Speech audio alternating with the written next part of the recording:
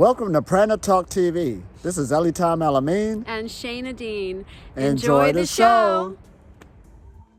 Welcome to Pranic Talk TV. I am Shana Dean, and today we are talking to Cristiana Eltrayan, who is a longtime student of Jasmuheen and has been on the breatharian path since 2009, and who also teaches her own Pranic Consciousness process and is involved with many projects around the world that we're going to talk about today. So welcome, Cristiana.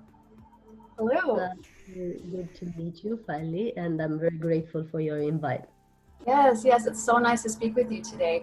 So you have so many different projects that you're involved with right now, from the Pranic Festivals in India and Romania to the beautiful work you do with the portals around the world, the sacred sites, to your own soul healing academy, and on it goes. And I would love to chat about all those things if we have time. But first, I would like to dive into your own personal transition process. I get messages so often from people who want to start the breatharian path. And I do know that you like to refer to it as Pranic Consciousness, which I absolutely love. So people are wanting to start, they're wanting to transition, they have so many questions. So I'd love for you to be able to share with us what your process was like in transitioning. I know you did this back in, I believe it was 2012 and 2013, is that correct? With Jasmuheen's Dark Room Retreat. But whatever you'd like to share around that and what you experienced, that might be helpful for others. We would appreciate that. Thank you. So my take on it and the way I name it is related to the aim of it. Because most of the people that join a pranic journey, they aim at not eating. Right. And for me, that has never been the case or the goal. For me, it always has been, and it still is, the goal of having a higher consciousness or staying tuned to a higher state of consciousness. And that's what always has motivated me to follow a certain discipline in my life regarding my spiritual activity. And that's what keeps me going at the moment as well. So never have I been interested in quitting the food intake, but rather I've been always interested in having this high state of consciousness or this high frequency that ultimately has led of me eating less and less. But never was I interested, and still I'm not interested in not ever tasting food again. I don't see it as an obstacle or a drug or something that, you know, other people say it is. For me, all is prana. Everything is prana, actually. The very table that you're sitting on is, or your hands are sitting on, is prana in a condensed state, and the microphone we're using and everything else, and also the food in our plate. The important thing is how it affects our frequency, and if it affects our frequency in a non-beneficial way, then it should be less and less and lighter. My journey has been focused on consciousness, and with that I was meditating since I was a child until I was 17 or 18, like this. I became a vegetarian at 17, also naturally. I wasn't having any information about it back then. So that's 20 years ago. Now I'm 37. And then for 10 years, I did a very normal life that has led me to a very unbalanced state. Normal being what people usually do with jobs and marriages and stuff.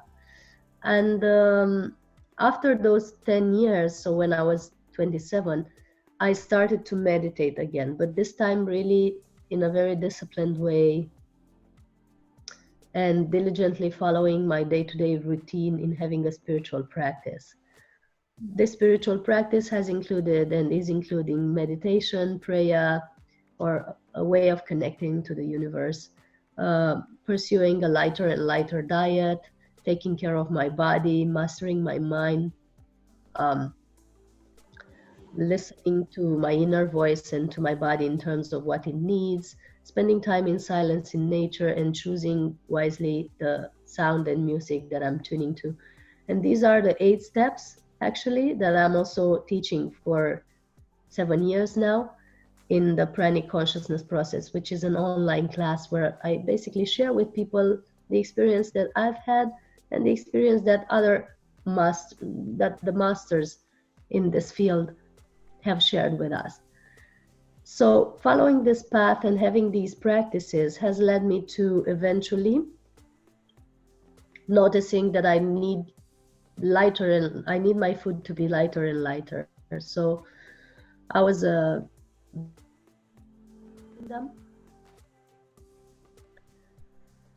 then I want to make sure you're still hearing. Okay. Then I naturally transitioned. So I went into dark room for 10 days without food and without light. And at the beginning of 2013. And after that, I naturally moved into a pranic state for more than a month. So I couldn't. Sorry to interrupt you. Can you tell us a little bit about what the dark room retreat is? I will. Yes, I'm just finishing my phrase and then I will go back. So I was so that I get the full download of information, because I'm not remembering, I'm just downloading it. So after this dark room, I naturally moved into a pranic state where I couldn't take any physical food for more than a month. Not that I wanted to try how it is to be pranic, just my body couldn't swallow any physical food. And when I tried to swallow and have a meal, my body was really in pain, which showed me that at that time meals weren't necessary for me. So this is how I discovered and lived the possibility to be nourished in a different way, because I was energized, I was going out, I was roller skating, I was doing all this stuff, yet I couldn't take any food. And this is how it's been proven to me that this is a possibility for me and anyone else. And I did not forget about the dark room. I'm just going to continue and then go back to it.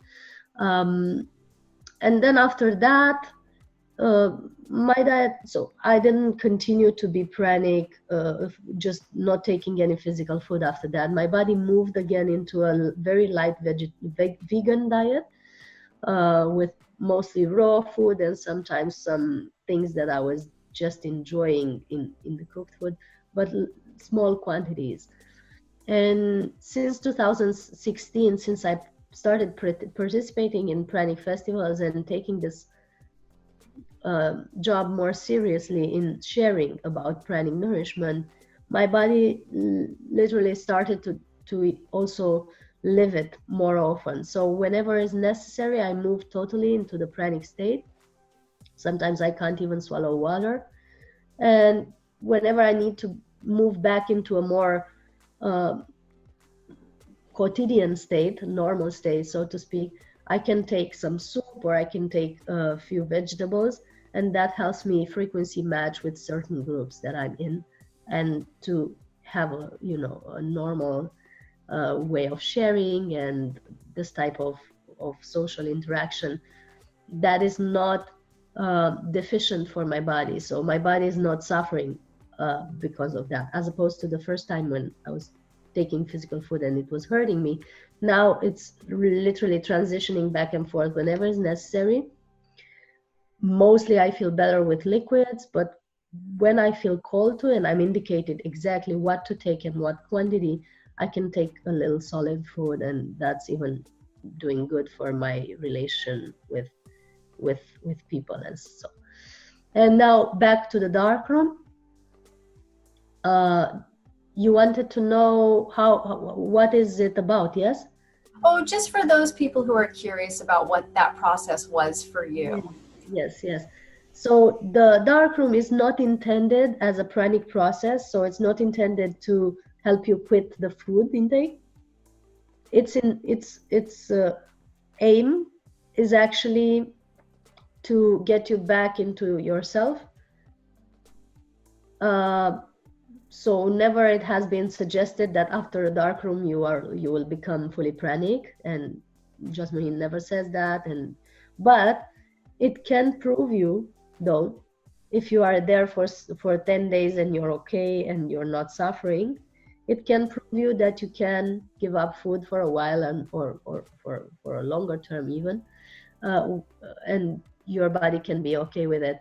I've written a book about it. You can find it on Amazon. It's called Darkroom Retreat, a Lightful Mystical Experience.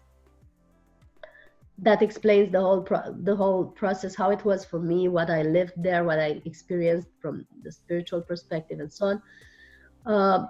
In short, it has helped me reconnect to my multidimensional nature. And to explain what that is that I came in as a person, believing that I'm a girl, living a life on this planet and in this body. And I came out in touch and fully conscious of my many aspects of being, in many shapes and forms, in various levels of frequency. I wouldn't call them dimensions because science would ban me. I know some scientist friends that would react to that. So in different levels of frequency, we all have different ways of appearing or presenting ourselves. So here we are in a physical body, but higher up we might be an energy moving a galaxy, for example. Or higher up would be just a stream of light or a beam that is connected directly to source. So all that has been revealed to me. So when I went out, I was feeling much, much different than when I got in. And it resulted in big shifts in my life as well. So from a corporate businesswoman, I turned into really following my path in the holistic life and writing 5 books and driving these projects that I'm working on now and holding therapies and conferences and all. That has been all after the dark room of 2013. Wonderful. And how do you feel your spiritual life has developed and changed? I know your physical life has changed a lot. You're doing so much more, but you were already very spiritual.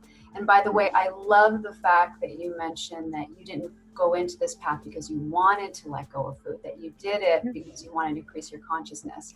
And I think that's really important for people to understand, because so many people are focused on the food. And that's the number one question I get. Are you eating? Are you not eating? How do I stop eating? How do I fast longer? And that's not what it's about. It's about increasing your consciousness, increasing your spiritual life, and all of that. So I really hope everyone really understands and feels that inside and out. So thank you for sharing that piece. And I'm glad that was a big part of your journey. That's the main part. That's the main part. Yeah. And to answer to the people who ask, how do I fast longer? The answer is do more energy work and you'll end up not fasting but nourishing yourself in a different way. So from energy, not from food.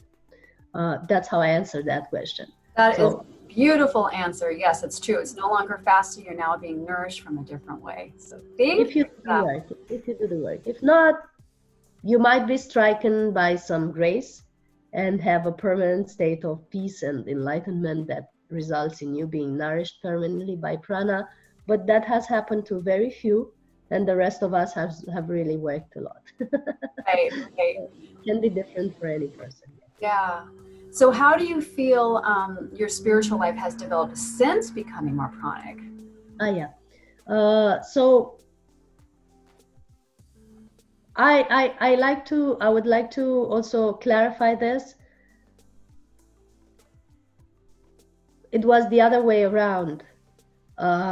By developing my spiritual life, I became more pranic, the way you name it. So it wasn't the other way around. While being more spiritual connected, I started to become more nourished, if that's what you mean by pranic. It's never the other way around. You don't fast your way into spirituality. That's for the people who hope so. So you do not fast your way into spirituality. Fasting can help with health. It can help with some purification, of various bodies, physical, emotional, mental body. It can help with increasing your mental capacity sometimes to focus and so on, but it will not necessarily make you more spiritual, because when fasting, if you do not do other practices that enhance your energy and cleanse you energetically, you fast, you fast, you fast, you, by fasting, you give less energy to your mental body and emotional body, and that you feel perfect because they don't have enough energy to react. And when you go back to food, all that stuff that was still there, that wasn't cleansed in any way in your emotional and mental field, is going to rise up again. And it's going to make you feel even worse because now you have something to compare it to. Right. Yeah. So fasting without the spiritual work, without the energy cleansing, and without the homework or fun work of meditation is just not going to result in you being more spiritual. It is going to result, however, in you being more frustrated because you go back and forth from this lighter state, being very good, being very happy, to this frustrating state when you eat and you get back to the same emotions. So what I highly recommend is the other way around. Just do some detox, do some fasting, okay, but mainly and permanently do your energy work, and fasting might come naturally. Like I have days when I don't even think of taking even juices, because naturally I'm called to just take water, and that's the only thing that I need, or not even that. And that's a natural state. That's no longer something I say to myself when I wake up in the morning. Today I'm going to have a dry day. Like people say, dry day means a day when you don't take any food or liquids. I don't say that to myself ever. Or today I'm going to have a day with no juices. Like, why think of that? The body does naturally what it needs to do. Right. But if you're really tuned in, you're really in accordance to yourself, then this will happen naturally. And to answer the other question of how my spiritual life has developed, the more I connected to Source, the more I was aware that we can be nourished differently. The more I felt powerful, the less I ate. And I was just noticing recently, I've given this example, I think, in another talk, that I have a path up to the mountain that I always take, that takes me to a place that I like to visit. And the years before, when I was eating constantly, I was stopping in the middle of this path just to rest and take water, or sometimes take some bites of a protein bar even, because that was keeping me going. Whilst last year and this year, I've noticed that I was passing the point and way beyond it, higher up. And at some point I was noticing, oh, I came all the way up to here, like 1 hour of hiking constantly without even taking water, and I don't need to take anything. Ah, that's interesting. So this is how it's changed. This is what I would call the change that happened. This is a good example for a change. Beautiful. Thank you so much for sharing all of that. This is really helpful information. It's going to really help a lot of people. But I do know folks are going to ask, did you do any type of detoxing or cleansing of the body before going into the dark room, or any point during your process? Oh yeah, it's been for me the first years of getting back to my spiritual path, holistic path, so integrating all the levels of my life, has been all about detox. Like I don't even recommend the intensity and the kind of detox that I've been doing, because it's been like crazy. Um, I'm going to share just the things that were balanced. Okay. I did tend to exaggerate just because I was on fast forward on something. I felt like back then, I felt like I've wasted so many years of my life, knowing the things that I knew and having the state that I had in my childhood, where I was saying to every kid that we are all energy. I felt that where have I wasted these years of 10 or more years, and I wanted to get on fast forward. And so I did a lot of detox. Also because of my health that was not so good. That's why I got back on my spiritual path eventually.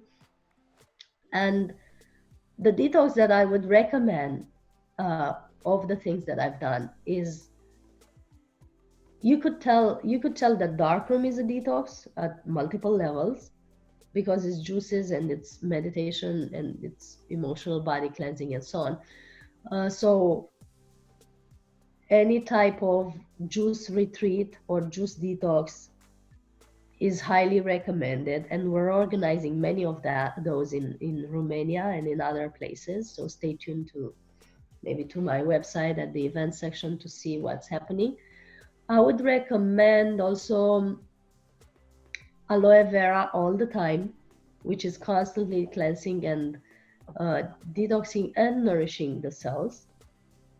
So juices, aloe vera, all the plant-based mixes that include spirulina and chlorella and these types of things that cast out the heavy metals and other toxins in your body are very, very highly recommended.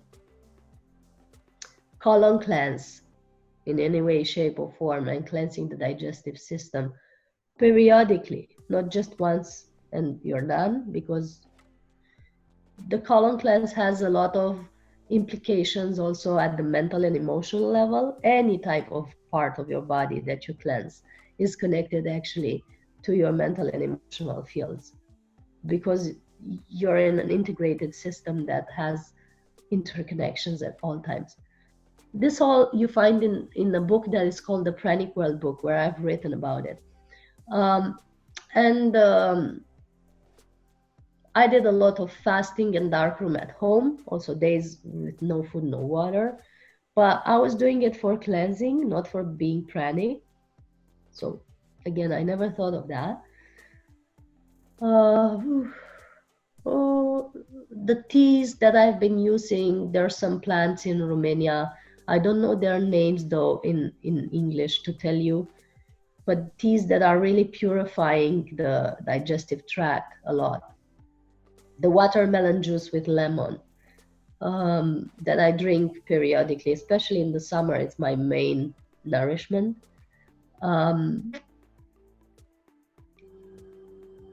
Yeah, that's the things that come to my mind. I used yogic techniques like Shamprakshalana, where you put salt water in your body and cleanses the whole system. Vamana, which is another technique, but it's very harsh.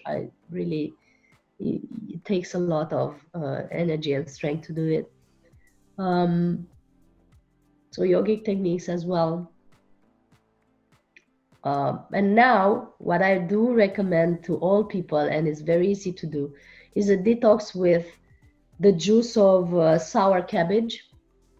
You know, when you put the cabbage to become sour, and there's this liquid in which it stays for a while.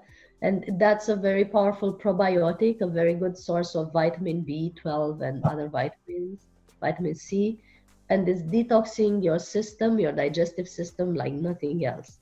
And it's very, at least in our country, is very also cheap and easy to use in the comfort of your home. So you don't have to go to a special clinic and so on. So a week of that, 2 cups a day daily, recommendably in the evening, because you're going to stay close to the toilet. It's very useful. Yeah. Beautiful. Thank you. And how long did you do the cleansing for? How many years? Or do you still do it? Or did you feel I do periodically. Periodically. Yes. Because like I said, it's not that I'm eating much lately, you know, like most of the times, not at all. But in your system, there's many things that are accumulated from the emotional and mental level that can be cleansed through the physical level very easily. So it's an intercollaboration. So also parasite cleansing, I forgot to mention, but it's highly important, especially on a pranic path. And people say, well, but if you don't eat that much, maybe you do not need parasite cleansing that often. Yes, you do. You don't need it that often, but since you're traveling a lot, the parasites don't come just for food. Everything that reaches in your system in some way or another, through breath, through your hands and so on, needs a cleansing from time to time. So how long and how often? I do it periodically. I do it rarely now, or more rare than before, not as often. But before I was doing like 2, 3, I never remember these things actually. Because for me, they just came naturally. Like I was feeling into my body, I was feeling for maybe a few days, and then I acknowledge, oh yeah, I need a detox, and I just do it. But I wasn't like making a plan at the beginning of the year, like this year I was gonna do 3 detoxes and so I don't remember. And it's not good to give time-based recommendations, because it's so different from one person to another. So what I could say is just feel your body. Beautiful. Yeah. And follow your intuition. That's really important. And tune in. Yeah. Thank you for sharing all of that. That's really valuable, important information. Thanks so much. Definitely. So let's chat, unless there's anything else you want to share about your transition. Let's chat a little bit about some of your projects. Thank you. Yeah. Just feel free to ask anything. Yeah, so you mentioned before we started recording that the very next project is the Pranic Festival in India. So would you like to share anything about that? Yes, thank you. So with Pranic Festivals, it's like this. I've noticed over the years when I participated to Pranic gatherings, because I've been in Pranic gatherings since 2009, I noticed in the subtle field, so in the etheric plane, how we call it, that these gatherings are creating something very interesting. So there's a group consciousness involved that is literally connecting everyone in the group. And there's also a group vortex that is created above a gathering. That's really opening like new portals in the etheric field, putting information there for the people that are ready to receive it all over the world. So if you do a Pranic festival here in Romania, the information might be received by someone in US if they're ready for it, because it's all in the grid. It's setting the information in this portal above it, and then it's connected to all the portals all over the planet in the matrix of the planet, which is like a net, a inner net instead of internet, a matrix or a net around the planet of energy and of information. And that's helping everyone that is open to this to learn more or to open more for a pranic path. So that's what I've noticed, and that's enhancing very much the consciousness of the people on the planet generally. So having noticed that, I said, okay, let's have more of this. So this is how the Pranic Festivals in Romania have started. I've really felt guided to do a festival in a specific place of Romania, and has been continuing for 4 years now. And this, the last year, I've been guided to do a Pranic festival in India. Actually, I got to a place in India 2 years ago for a Global Congress for Spiritual Scientists. And while I was there, I was intuitively receiving this information that soon a Pranic festival will be necessary there. And 1 year after, I felt guided to do it. While I was doing a retreat with, I was preparing a retreat with Babaji, which is a very dear master to me. I was guided to do this festival in India, at this specific date. So it's going to be in a beautiful pyramid in India. There are several pyramids in India built for meditation, built on the coordinates of the pyramids in Giza, which are enhancing the meditative field, the energy field, and so on, are helping the people who are meditating there. And they're also connecting into the planetary grid very well. So it's the perfect place to do such a thing. And it's going to be starting on March 3rd. It's going to be continuing till March 8th. which is the International Mother's Day or International Feminine Energy Day, which is much needed in India as well. It's going to be fabulous speakers, friends of mine who have been breatharians or living on light for many, many years now, 20 years, 14 years, 10 years. So we're bringing the best and the most disciplined on this path. There's going to be conferences live where you can sit next to them and ask questions, and also online conferences that allow questions as well. Beautiful. It sounds like an amazing event, and the way you've structured it, so it's like yeah, that's okay. You've been doing a lot of talking. Where it's in alignment with the grids and the energy around the world. That ties into your greater work too, where you go around to different portals. Are you okay? Do you need to take a little break? I need a little break just because I've been in a 26-hour flight and with air conditioning constantly coming to my throat chakra, which is very sensitive, like most of the pranic people are. And it becomes very sensitive to this type of artificial current, you know, that comes here. Yes, yes. We'll tell you what, we'll pause the video if you'd like. You can take a little break. No, back. I'm getting back. Oh, you're getting back already? Okay. I need a little hydration. Yeah, take care of yourself. Or my throat, and it's gonna be just fine. Okay. These days has been very difficult for me to speak. I was hoping to get better for the interview, but it takes a while to calibrate it back into perfect functioning. It's been long flights for me these past few weeks, and sometimes I just need time to calibrate back. Okay, so we're good to go. Okay. So you mentioned that you have Pranic Festival also in Romania, which is actually where you're centered, where you are right now. And when is that particular festival happening? It's happening in August on Mother Mary's Day, August 15 to 19, in Romania. It's a very beautiful place in the mountains, also a very powerful vortex.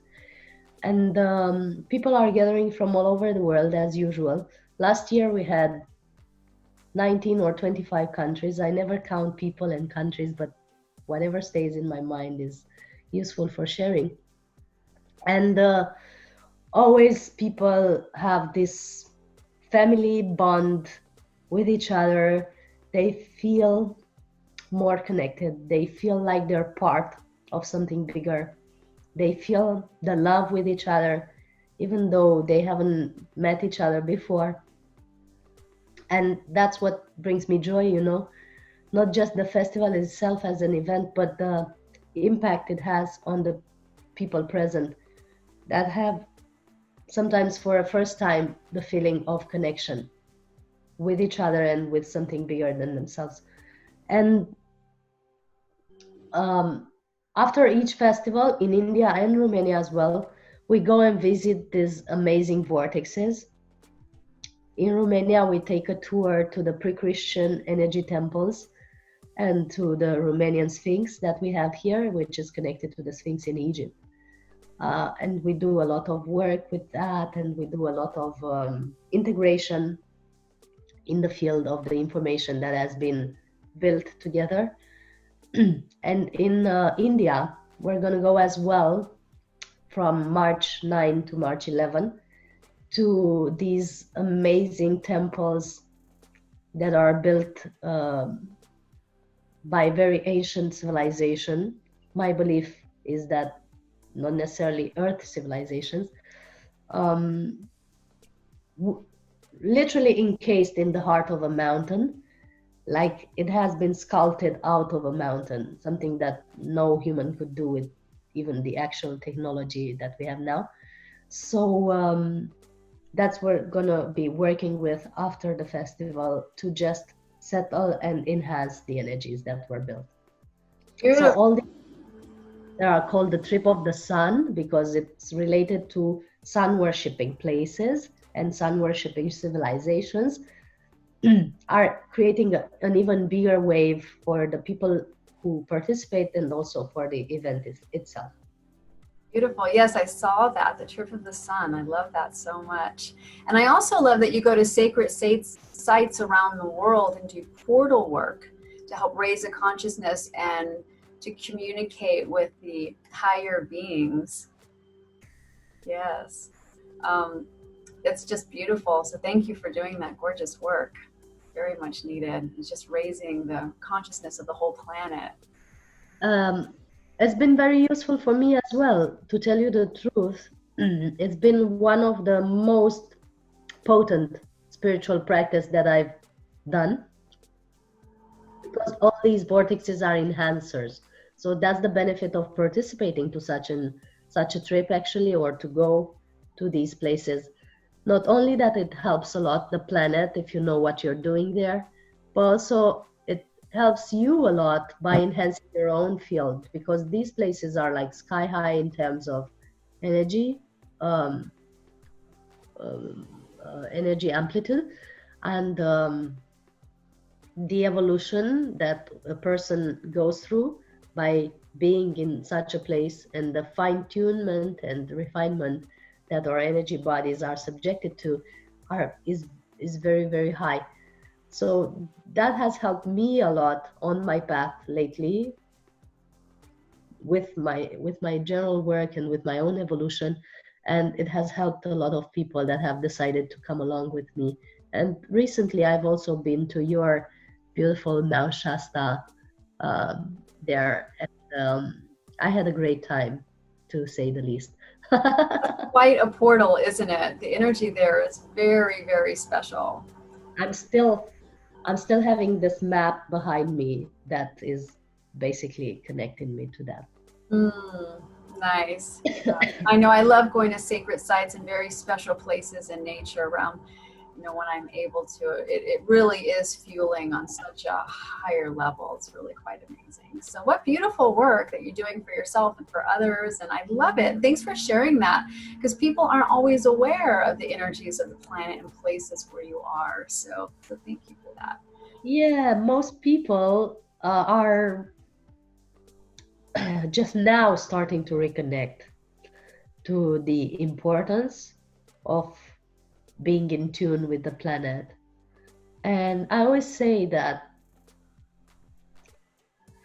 we have to see this planet as our own support system, and to see ourselves as the support system of the planet, because actually we're so deeply interconnected that our chakras are connected to her chakras, our meridians are connected to her meridians, our blood is connected to her inner flows of various fluids. And the more we detract from that, the less better we feel, and people just don't realize that. But the main source of imbalance of our physical bodies, the physical bodies of the humans, I mean, is sourced in the imbalances that we create in the planetary dynamics. And until we stop this and feel back into connection with her, is gonna affect many of the people here. And maybe it's time to go back to realizing this interconnectivity more. Yeah. And that's the beauty of the pranic consciousness path, is the more you are in alignment with that, the more you can feel the energies of the planet, and the more you can align your body to it, and you can help healing yourself and the world around you. So the whole thing is nourished, chronically nourished. Yeah, I love that. Thank you so much for that awareness, for sharing that with everybody. I really value that so much. Yeah. And I'm also aware that you did mention that you do some healing work on your own. You have something called Soul Healing Academy, and you wrote in one of your blogs or articles that I read that you're in the healing sessions a few hours a day, which puts you into the theta state of brain functionality, which helps. It's like the meditative state. So that helps you reach those pranic levels of being nourished because you're in that beautiful meditative state. And I love that you're utilizing your energy work to increase your pranic flow. And I do the same thing in my work, so this very much relates to me. But I would love to chat a little bit about the work that you do in your Soul Healing Academy. So could you share a little bit about that with us? Yes, thanks. So the sessions that I'm doing, the healing sessions, are literally can be done from anywhere online or on the phone or wherever, because I perceive myself as being everywhere and the energy as being everywhere as well. And they refer to getting back to the soul or back to the source. That's why it's called soul healing, because it's healing from the soul, from the center of your being. The main work is to take people back there, to take my clients back there and align them to source and soul. And from there, we look for the solution to whatever it is that they want to resolve, be it a situation in their work or in their career, in their couple, in their sexual life, in their health life, and so on. All is sourced eventually into some program or dynamics at the mind field and emotional field that has been created for the person to gain a virtue. Once we understand why the situation has been created, what's the cause of it, so we always work with the cause and causality. Once we understand the cause of it and the program that has created it, we can literally unprogram it, you know, getting it back to harmony. And that harmony then manifests through all the lifetimes where the person has created the same type of situation. So life works in patterns, and the same pattern repeats itself again and again through lifetimes until you decide to uncreate it. And it's serving you for some purpose for some time. And then you get bored of it and say, okay, I need to change this. So that's how I help people to identify what they have created, how the situation has been set in place, why and what's the benefits of it, and then to be able to deprogram it if they choose to. And the way we do that is that we do a brief meditation or healing exercise at the beginning of maybe 5 to 10 minutes, where we go back to soul, back to the theta state, to the no mind state. And we channel a lot of energy through the person to be able to heal and recalibrate everything at the physical or emotional or energy body. And after that, we just talk and do some exercises for about 1 hour to 2 hours. That's a session in my work, where we just discuss the situations, we unblock, we look for the blockages in the body, because most of the emotional and mental programs metabolize in the body. We look for the blockage, we unblock it with prana, we let the prana flow through it, and then we change also the program at the mind level, where people probably said to themselves, I'm not good enough, I'm not deserving enough, I'm not deserving love, I do not know how to live in a relationship, stuff like this, that all the people have set in their programming from family, from society, from different sources of information that they have learned from in their childhood and beyond. And we help to just deprogram that and get back to balance. Beautiful. Thank you. Thank you so much. And I will put links underneath this video so everyone can look up and see everything that you're doing. So it's easy to find you. Yeah. And I also hear that you do something with children.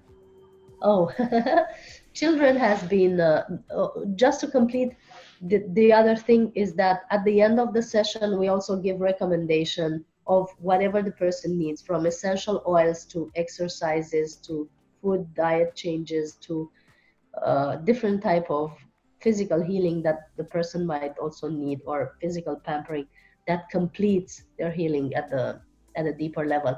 And with children, I've also worked with this soul healing therapy, but I also did a lot of volunteer work, and I'm still doing it.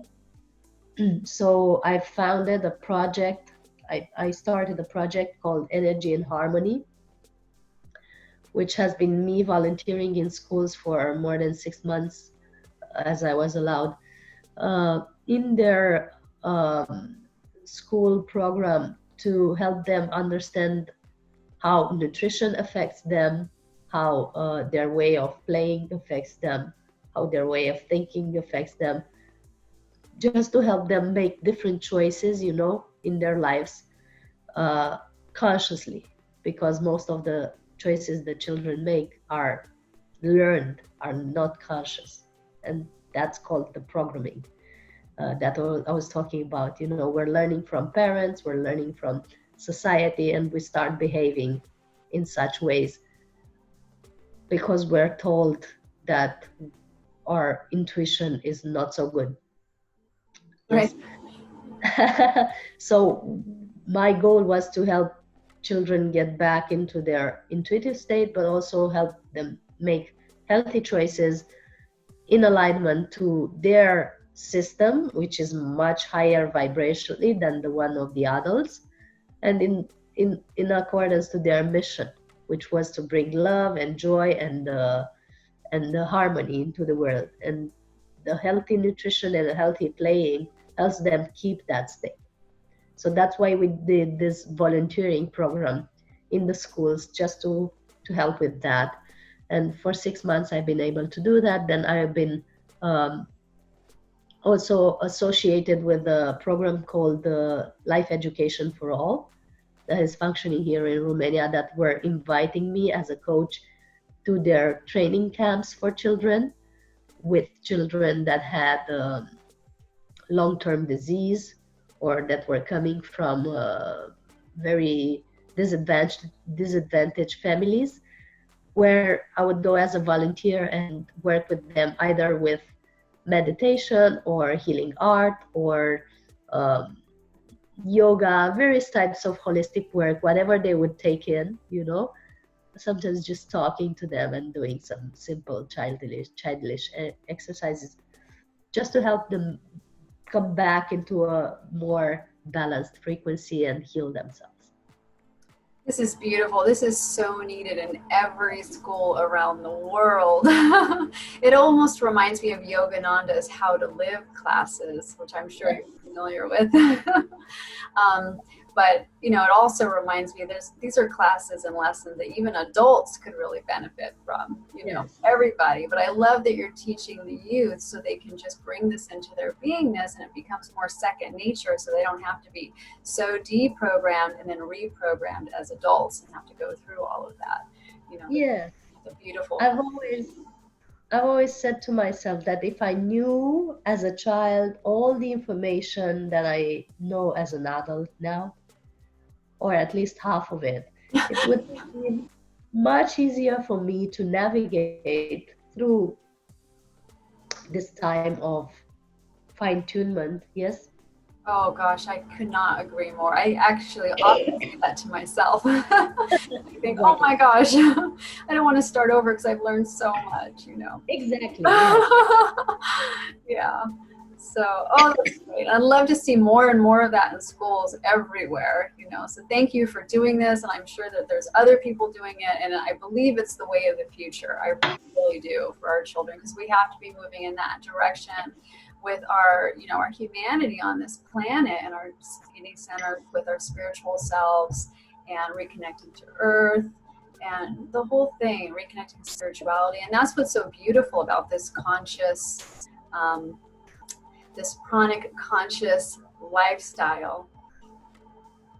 Hopefully you're okay. Yeah. And I don't know if you put yourself on pause or mute, but I can't hear you right now. So I'll just keep talking while you recalibrate yourself. But sending healing energy your way.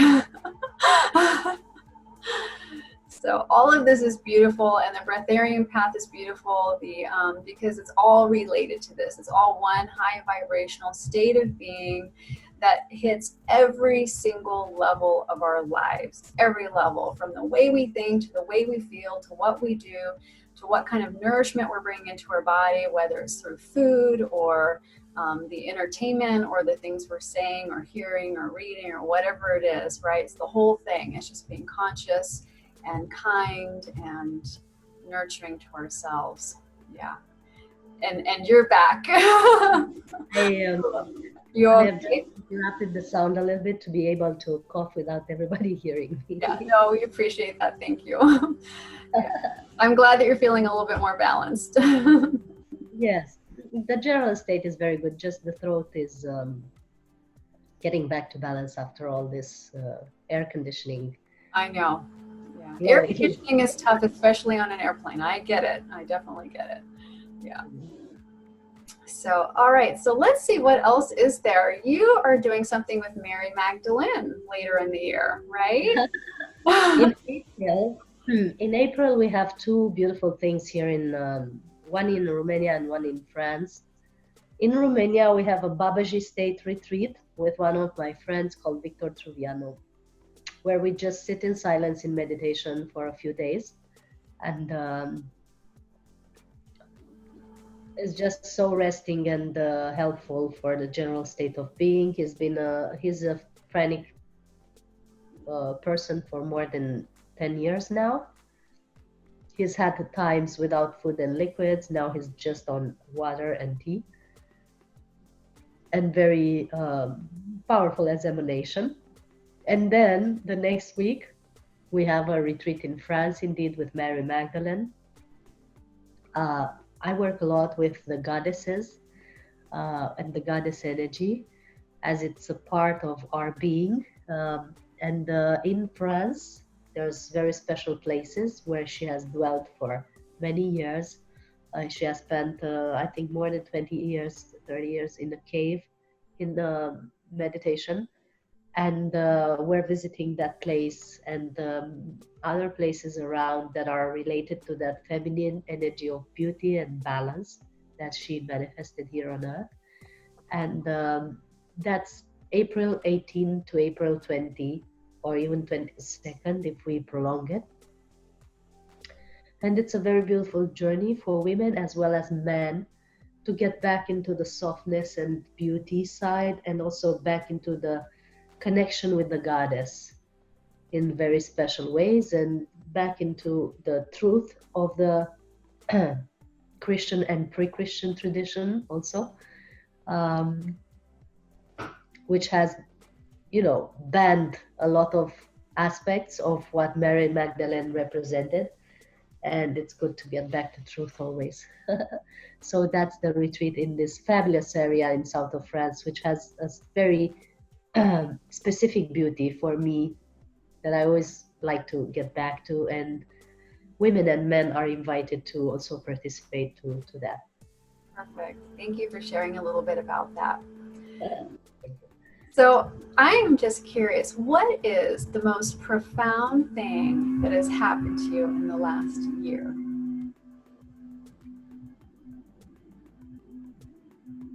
I think at the level of my work, the most profound thing was to see 25 people from many countries getting together and traveling through the mountains with me in the Trip of the Sun here in Romania, to the sacred sites, and seeing them transform as we went, seeing them having downloads of information from light beings as we went, seeing them connect to their light family, seeing them connect into their souls also at the same time, seeing them opening wider to a reality that was hidden to their eyes before.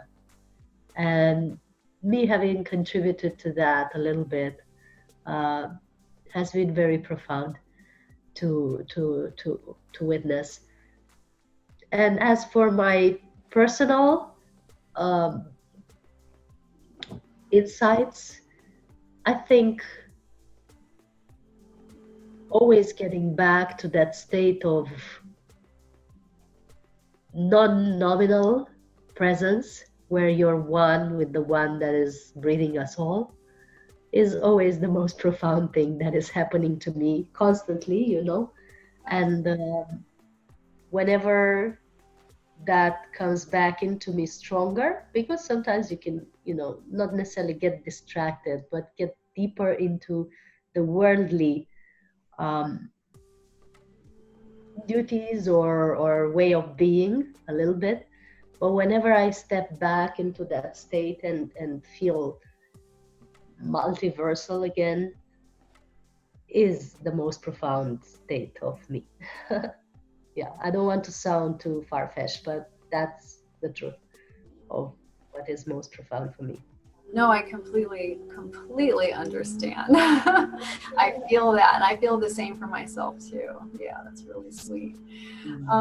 So unless there's anything else you would like to share, I just wanted to, we're going to close very soon, and so we'll give your throat a nice rest. But, but I would like to just say, is there anything else or any message you would like to share with the world? You're on a anything at all about this movement, about the higher consciousness, about any of the work that you're doing, or any advice or anything at all that comes to mind, just whatever flows in that you would like to share as a final thought. Yeah, mainly is that to change our focus from achievement to alignment would be, which means that instead of following a goal or a city or a superpower, be that pranic nourishment or anything else, just to focus on being as much as aligned as possible to the source who is nourishing us all. And eventually, if you're meant to be nourished in a different way, that's going to happen just naturally, without pushing, pulling, or striving for it, without feeling guilty that you aren't in that state yet, without any turmoil for the physical body, even just in a natural, organic way.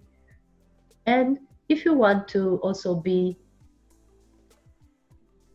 guided or helped in this organic way, there's a video class or online meetings with me that can help with that, the Pranic Consciousness Process, that present the most smooth of the pranic paths that I've known. The one with no goal and yet with results.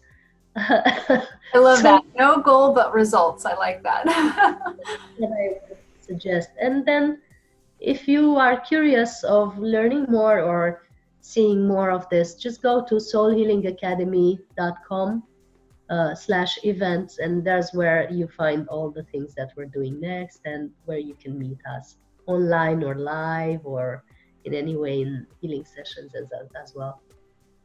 Perfect. And I will link that below so everyone can easily access it. And I suspect some people will be very interested in your pranic consciousness process too, and going through that with you as well. So I'll also share that link. Thank you so much. So that's basically either online or also in video in 8 webinars or 8 classes that can be followed from the comfort of your home and just very easily go through and back to if you want, and repeat it as often as you need to be able to integrate it better. And we're doing live retreats as well in Romania or elsewhere that are on our website. But for people who just want it at home, we've created this possibility, and it's very simple. Perfect. Thank you. Well, thank you so much for your time and your energy and your wisdom and insight and experience and everything. I really value everything that you've shared, and it's such an important message what you're saying. Don't focus on the goal and letting go of the food. Step more into your spiritual life, develop your meditations and all of that. That should be the focus, is the process and the developing and the aligning. And I just think that's really important. As the sages said, it's all about the journey, not the destination. The destination might be different than you expect, but it's still a good journey. Right, absolutely. Well, thank you so much. Thank you. And thank you everyone for watching Prana Talk TV. And thank you. Wish you a beautiful day and a beautiful journey, and enjoy the journey. And we love you. Okay. Love you. Much love to everyone. Blessings. See you soon. wherever that is. Blessings.